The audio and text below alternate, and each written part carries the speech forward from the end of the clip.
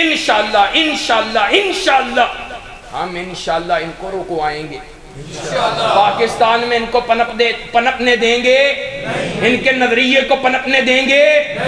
اور تمہیں ضرورت ہے، آج اسلام کو تمہاری ضرورت ہے۔ انشاءاللہ جوانیاں لٹائیں گے اور اسلام کو بچائیں گے۔ انشاءاللہ پاکستان میں اسلام کا دفاع کرو گے، اسلام کے پرچم کو لہرا کر چھوڑیں گے اور کفر طاغوت اور ان کے ایجنٹوں کو یہاں سے بگا کر چھوڑیں گے۔ پوری جماعت کے قائدین تشریف فرما ہے، نام لینے کا ٹائم نہیں ہے، آپ کے سامنے پوری قیادت تشریف فرما ہے۔ اللہ پاک میری قیادت کو ایمان کی سلامتی والی لمبی زندگی عطا فرمائے، اور اس پروگرام کے لیے بہت زیادہ کوشش محنت میرے استاد محترم فضیلت الشیخ محترم جناب شیخ سلیم الرحمان صاحب، اللہ پاک ان کی محنت کو کاوش کو قبول منظور فرمائے۔ اور آج کے لیے یہ ہماری خوش قسمتی ہے، قائد ابن قائد علامہ احسان الہی ظہیر شہید رحمت اللہ علیہ، ان کے خانوادے کے چشم و چراغ جانشین علامہ ظہیر فضیلت الشیخ علامہ صاحبزادہ کریم الہی ظہیر حافظہ اللہ ہمارے اندر ہمارے پاس تشریف فرما ہے۔ اللہ پاک ان کو بھی صحت والی ایمان کی سلامتی والی لمبی زندگی عطا فرمائے۔ فضیلت الشیخ محترم جناب مفتی محمد نصر اللہ عزیز صاحب، اسی طرح مولانا سردار عابد صاحب اور جماعت کے ناظم اعلیٰ جناب عبد المنان نورپوری صاحب، میں تمام احباب کا اور آپ احباب کا جو تشریف لائے ہیں شکریہ ادا کرتا ہوں۔ اللہ پاک سن سنا کر عمل کرنے کی توفیق عطا فرمائے۔ بلا تاخیر فضیلت الشیخ صاحبزادہ کریم الہی ظہیر حافظہ اللہ اپنے خیالات کا اظہار فرمائیں گے۔ السلام علیکم ورحمۃ اللہ۔ حضرات، میں جناب حافظ عمران بٹی صاحب کا شکریہ ادا کرتا ہوں اور ان کو آج کے اس پروگرام کی کامیابی کی مبارکباد پیش کرتا ہوں۔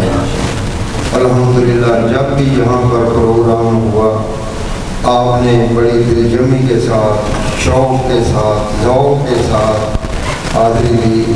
دعا کریں کہ اللہ پاک ہم سب کو اسی طرح جنت میں کرے اور جنت میں ہمارا داخلہ ہو۔ میں اپنے بیٹے بھائی بھی جن کو کہہ لیں، بیٹے بھی کہہ لیں، جناب قیم صاحب کا شکریہ ادا کرتا ہوں کہ وہ پورا دن اسی مشن پر واعظ و تبلیغ کرتے ہوئے آج یہاں پر پہنچے۔ اس کے بعد رضا آباد میں پروگرام ہے، پھر ایک عشاء کے بعد ایک اور جگہ پروگرام ہے۔ اللہ پاک ان کو زیادہ ہمت عطا فرمائے۔ خصوصی دعا کریں، میں اپنے قائد اہل حدیث جناب حضرت علامہ ابتسام الہی ظہیر ان کے لیے دعا کرتا ہوں کہ اللہ پاک ان کو صحت والی ایمان والی زندگی عطا فرمائے۔ حضرات، ان کا جماعت پر بہت بڑا احسان ہے کہ جب بھی کوئی میدان میں نکلنے کا موقع آتا ہے تو سب سے پہلے اس گھرانے سے حق کی آواز نکلتی ہے۔ اللہ پاک میرے اس بھائی کو صحت والی ایمان والی لمبی زندگی عطا فرمائے۔ اللہ پاک ان کو شفائے کاملہ عطا فرمائے۔ صاحبزادہ کریم الہی ظہیر حافظہ اللہ نائب صدر اہل حدیث یوتھ فورس پاکستان۔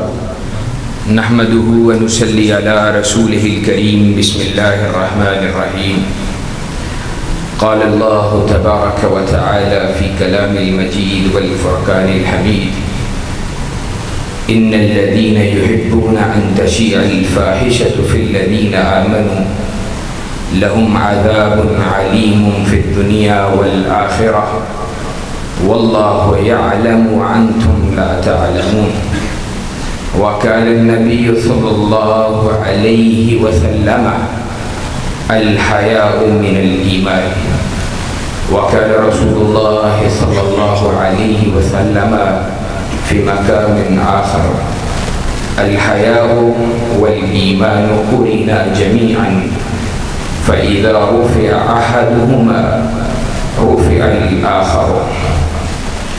حضرات دیوکار، بزرگوں، دوستوں، بھائیوں، آج ہم جس دور میں جی رہے ہیں، اور چونکہ مہینہ بھی مارچ کا ہے اور ابھی 3 دن 4 دن قبل لاہور کی شاہراہوں کے اوپر کچھ حیا باختہ خواتین نے اپنا بے حیائی کو پروموٹ کرنے کے لیے، اس کے پرچار کے لیے ایک مارچ کیا. ہر سال کرتی ہیں، ہر سال اپنے آپ کو مسلمان بھی کہلاتی ہیں، مسلمان ہونے کی دعویدار بھی ہیں، ہر سال اسلام پہ تبرہ بھی کرتی ہیں، اسلام کو گالی بھی نکالتی ہیں، اسلامی اور ہماری مشرقی روایات کی دھجیاں بھی اڑاتی ہیں. اللہ رب العزت نے کلام مجید کے اندر فحاشی اور عریانی کی دعوت دینے والے، بلکہ میں یہ بات کہتا ہوں اللہ رب العزت کا کلام ہے، اس سے زیادہ خوبصورت انداز سے کون کلام کر سکتا ہے. اللہ رب العزت نے عجیب خوبصورت نقشہ کھینچا ہے: ان الذین یحبون ان تشیء الفاحشۃ فی الذین آمنوا. یہ کفار کے ایجنٹ اور ان کے ایجنڈے پہ کام کرنے والی خواتین، ان کا اصل میں ٹارگٹ کوئی اپنی جیسی خواتین نہیں ہے یا اپنے جیسے لوگ نہیں ہیں، بلکہ ٹارگٹ کیا ہے؟ ان الذین یحبون ان تشیء الفاحشۃ فی الذین آمنوا. یہ فحاشی کو پروموٹ کرنا چاہتی ہیں ایمان والوں کے اندر. یہ ایمان والوں کے گھروں سے بیٹیوں کو معاذ اللہ ثم معاذ اللہ اسلام کی بغاوت پہ آمادہ کرنا چاہتی ہیں. ان کا ایجنڈا یہ ہے، اور آج یہ بات بھی بڑے شرح صدر کے ساتھ کہنا چاہتا ہوں کہ آج ہم اپنے ہر معاملے کے اوپر نظر رکھنے والے، کاروبار ہو، بچوں کی تعلیم ہو، بچوں کی معاشرت ہو، معیشت ہو، ہم بہت غور کرنے والے کہ بچے کو کہاں پڑھانا ہے، کتنا اچھا سکول ہے، کتنا زیادہ تعلیم کے اعتبار سے مشہور ہے، کتنا زیادہ اس کا نام ہے. یا پھر کئیوں کی دوڑ تو یہ ہے کہ بھائی جب ایک مجلس کے اندر یہ بات کہنی پڑے گی کہ میرا بیٹا فلاں سکول میں، میری بیٹی فلاں سکول میں پڑھتی ہے، تو میری نعت بھی اونچی ہونی چاہیے کہ جناب پورے پاکستان کے، پورے لاہور کے، پورے فیصل آباد کے، پورے گجرانوالہ کا سب سے اچھا مہنگا سکول ہے جہاں پر میری اولاد پڑھتی ہے. لیکن ہم نے کبھی یہ کوشش نہیں کی ہے کہ ہم یہ بھی دیکھیں کہ تعلیم کے اعتبار سے بھی تربیت، اور وہ تربیت جو اسلام نے فرمائی ہے، اس کے اعتبار سے سب سے زیادہ بہتر سکولنگ، سب سے زیادہ بہترین ایجوکیشن، سب سے زیادہ بہترین ماحول کہاں پر ہے. اور کبھی ہم نے گھر آنے والی بچی سے یہ سوال نہیں کیا بیٹا تمہاری ٹیچر تم سے کیا بات کرتی ہے، تم سے کیا بات پوچھتی ہے. ہماری بہن، اس کی اسی سال شادی، اس کے سکول، اس کی یونیورسٹی صرف خواتین کی یونیورسٹی ہے، وہاں پر موجود اس کی ٹیچر اس کو کیا درس دے رہی ہے؟ بیٹے تم کھڑی ہو جاؤ. ہماری بہن شادی کے اوپر اللہ کے فضل و کرم سے مطمئن، بہت خوش، لیکن ٹیچر کیا درس دے رہی ہے؟ تم کھڑی ہو جاؤ، اپنے کیریئر کو دیکھو، گھر والوں کی بغاوت کرو. آج عالم یہ ہو گیا ہے انہی لوگوں کے بارے میں. میں اپنی ماؤں، اپنی بہنوں، اپنی بیٹیوں اور اپنے بھائیوں سے گزارش کرنا چاہتا ہوں کہ وہ اپنی ماؤں، بہنوں، بیٹیوں کو بتلائیں. یہ وہ عورتیں ہیں جن کے بارے میں اللہ رب العزت کہتا ہے ان الذین یحبون ان تشیع الفاحشۃ فی الذین آمنوا لہم عذاب علیم فی الدنیا والآخرہ، کہ اللہ نے ان کے لیے دنیا کے اندر بھی، صرف آخرت کے اندر نہیں، دنیا و آخرت کے اندر عذاب علیم کی بشارت دی ہے. اور اللہ رب العزت وہ آگے کیا کہتا ہے؟ آج تمہاری بیٹی، ہماری بہن، جب وہ یہ بات کہتی ہے، جناب عورت مارچ والوں کی باتوں میں غلط کیا ہے؟ وہ غلط کیا ہے؟ یہی تو سب سے بڑی غلطی ہوئی ہے تجھ سے. تجھے آج یہ معلوم نہیں پڑ رہا، اگر وہ مرد کے برابر حقوق لینے چاہنے والی، اگر وہ رسول اللہ کی اما عائشہ صدیقہ طاہرہ رضی اللہ تعالی عنہا، ان سے شادی پہ تان کرنے والی، اس پہ تبرہ کرنے والی، علماء کے بارے میں بکواس کرنے والی، دوسری تیسری چوتھی شادی کو آڑے ہاتھوں لینے والی وہ بدبخت خاتون جو یہ بات تو کہتی ہے کہ کوئی مرد اگر مرد سے شادی کرنا چاہے اس کو آزادی ہونی چاہیے، کوئی عورت اگر کسی عورت کے ساتھ غلط مراسم کو استوار کرنا چاہے اس کا دل ہے، اس کو آزادی ہونی چاہیے. لیکن وہ عورت یہ بات کہتی نظر آئے کہ دوسری تیسری چوتھی شادی یہ ظلم ہے، یہ عورت کے حقوق کے خلاف ہے. تو جو عورت کی دشمن عورت ہے، اللہ کی قسم اس کے بارے میں ہی اللہ نے کہا ہے واللہ یعلم وانتم لا تعلمون، اللہ جانتا ہے تم نہیں جانتے. اللہ جانتا ہے. یہی تو بدبخت ہیں جو امت کی بیٹیوں کو گمراہ کرنا چاہتی ہیں. اسی لیے کائنات کے امام جناب محمد رسول اللہ صلی اللہ علیہ وسلم جگہ جگہ پر حیاداری، اس کے فروغ کی دعوت بھی دی، اس کی اہمیت کا احساس بھی دلایا. الحیاء من الایمان، حیا ایمان میں سے ہے. پھر کیا فرمایا؟ الحیاء والایمان قرنا جمیعا. اللہ رب العزت نے حیا اور ایمان کو ایک جگہ جمع فرما دیا ہے، اکٹھا کر دیا ہے، ایک جگہ پر داخل کر دیا ہے.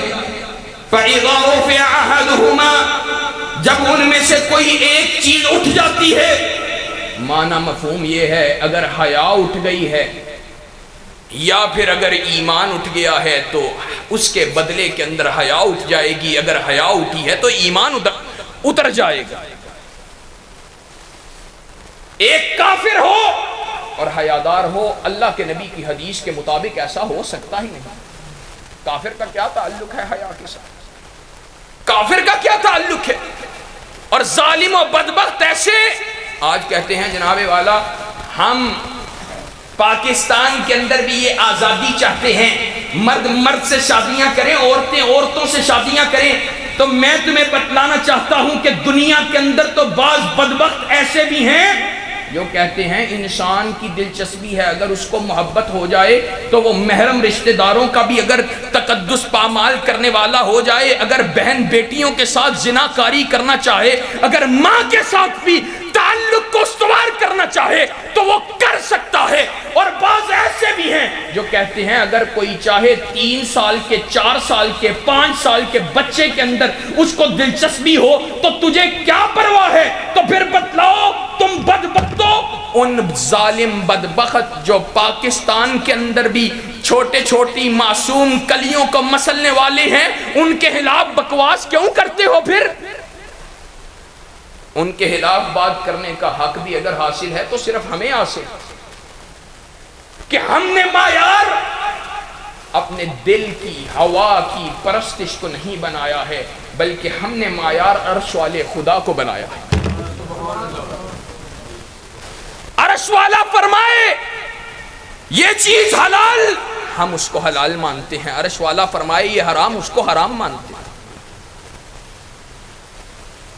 الذین هم لفروجہم حافظون، الا علی ازواجہم او ما ملکت ایمانہم او ما ملکت ایمانہم. اور لوگوں نے کہا، والد گرامی کا ایک کلپ بڑا اکثر مشہور ہوتا رہتا ہے اور اس پہ لوگ تان کرنا چاہتے ہیں، جناب علامہ صاحب نے کہہ دیا ہے، ابتسام صاحب نے کہا ہے گھریلو ملازمہ کے ساتھ یا لونڈی کے ساتھ تعلق جائز ہے، مسخ کرتے ہیں، توڑتے ہیں، مروڑتے ہیں،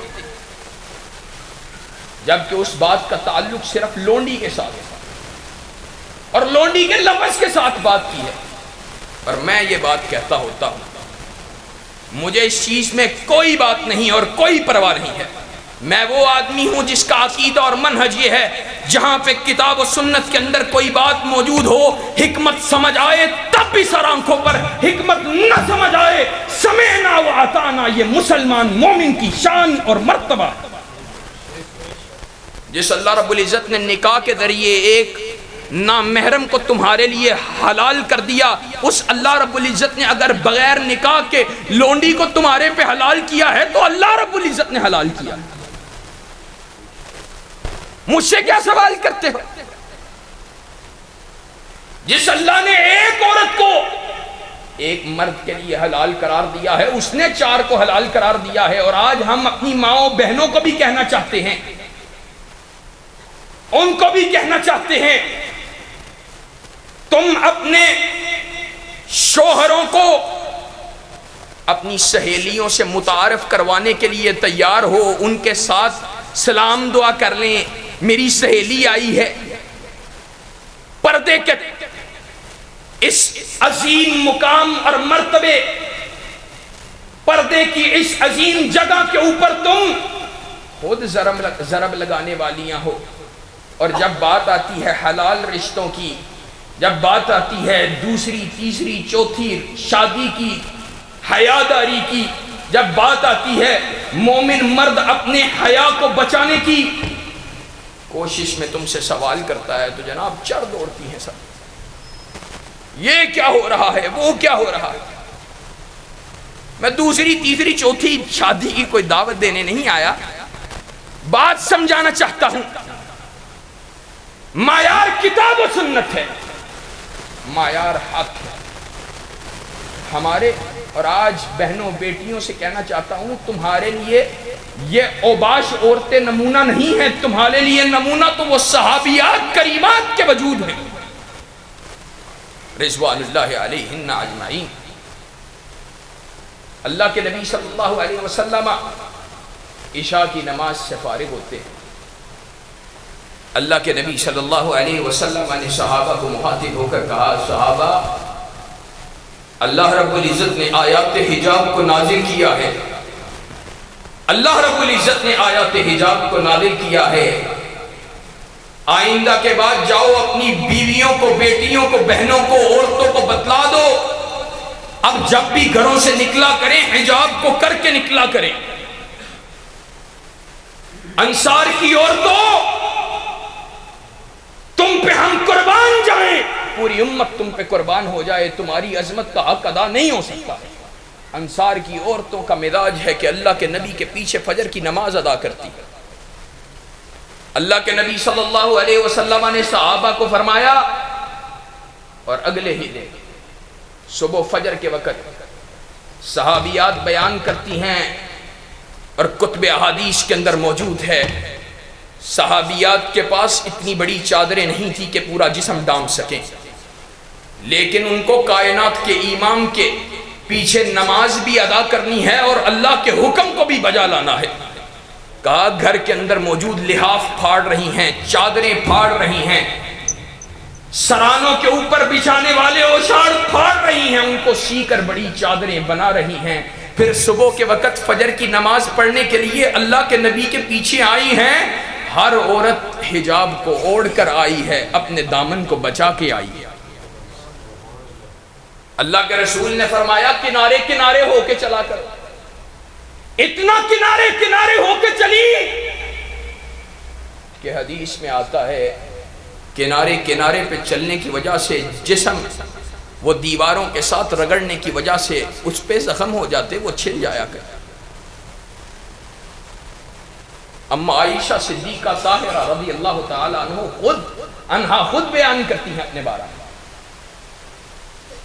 كنت ادخل في بيتي الذي دفن فيه رسول الله صلی اللہ علیہ وسلم وابي، کہا میں اپنے گھر کے اندر داخل ہوا کرتی، اس گھر کے اندر اللہ اکبر، جس گھر کے اندر اللہ کا رسول اور میرا باپ سویا ہوا تھا،